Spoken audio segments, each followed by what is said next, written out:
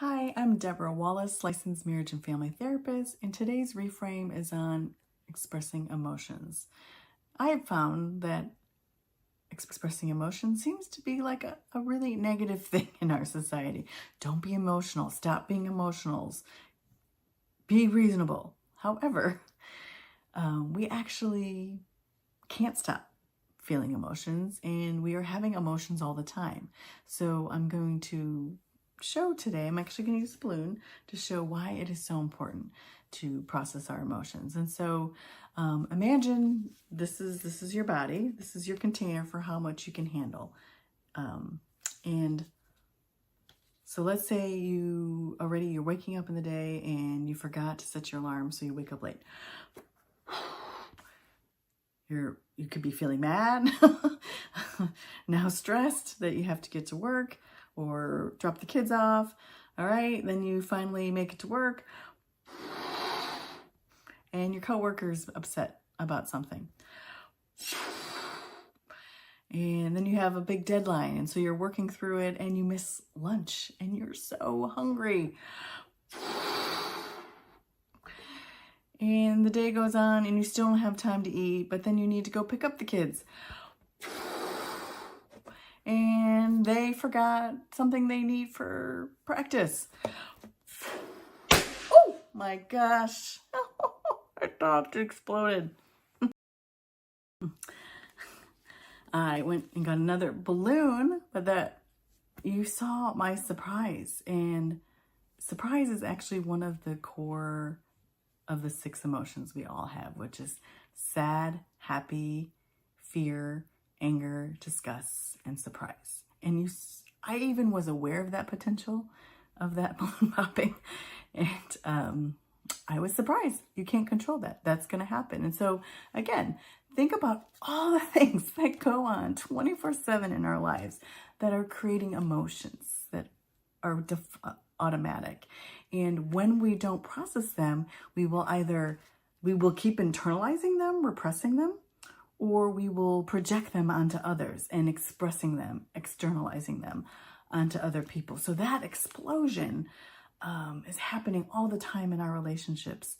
And it has caused a lot of illness, conflict, tension.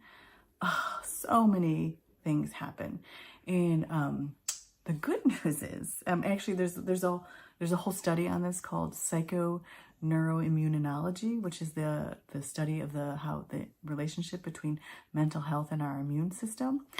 And that's like why I want to stress, like, we are making ourselves sick by not processing, because emotions are often cues and indicators to unmet needs, to the need to process things or make changes in our relationships or environments so that we can bring more peace and ease in our lives.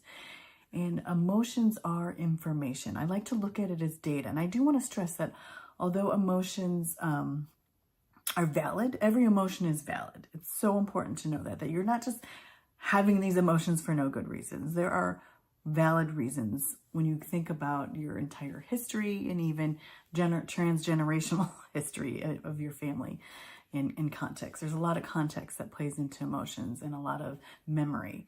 And however, our emotions are not always true. They're not fact, okay? They are important. They are data. They are signals. And we need to take time to process them, because if we don't, they build up. And I'm a marriage counselor and work with many relationships. And it is when we don't make time to identify and process our emotions and identify what need to be met, we just create a lot of conflict in our relationships and resentment builds.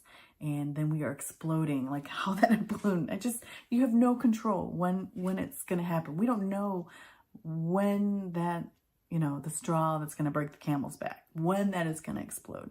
And this is happening all over the world, all the time, to everybody.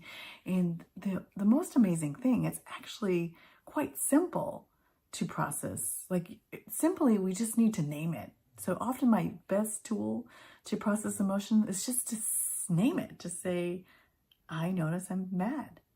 I'm mad, I'm sad, I'm upset. What just happened there upset me.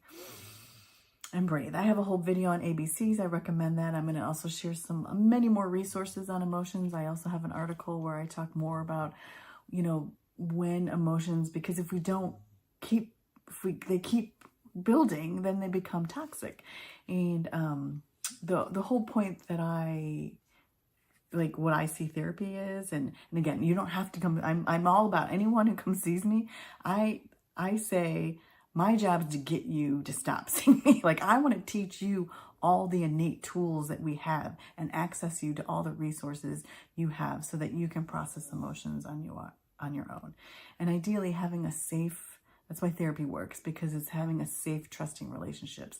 We were wired to be in relationships. So having someone you can vent and process without judgment really makes a big difference. And so back to using my balloon, why I like to we'll show anything can fill up our stress bottles. We don't have to judge it. Everybody has their own stress levels. But, and as I mentioned, all negative behavior comes from a state of stress, unmet need, and lack of skill. And so it's really important to identify what this emotion is signaling, what need needs to be met. And what we do is over time, we learn ways to let out find ways to relieve the pressure, to process, that's making sense of, so that we can get back into our bodies and become flexible and resilient and adaptable. So if something happens, then it just bounces right off of us. That's resiliency. And you're able to get back to it. Again, it's not possible to not have emotions. And emotions affect our mind state, how we make decisions, how we see things, and every human being is going to have emotions. So that's not possible. But it's more important to figure out what we need to let that air out so we can get back to our flexible, adaptable, energized, stable flow person. It's so important to find that. So, and the other good news is emotion actually only has a shelf life of 90 seconds. So it really doesn't take much. Now, emotions we seem to get taken on more by it because it's how we think about it. And that's why when emotion comes, it could feel like it lasts forever. And this is actually, there's a difference between emotions, feelings, and moods. And then, whatever makes a diagnosis for depression, anxiety is that you're in that mood, you're in that feeling for more than 6 weeks and it's affecting your functioning. And so that's what helps come those diagnoses. But really, at the essence of it, an emotion just lasts for 90 seconds. So if we can just find your tool that works for your nervous system to help release that energy, emotion, what helps you release that, then you're going to be able to get back to your stable, regulated self and be your best self. So I will share more links. Thank you for listening. And please leave a comment or what you would want to hear a positive reframe on. Take wonderful care. Thank you.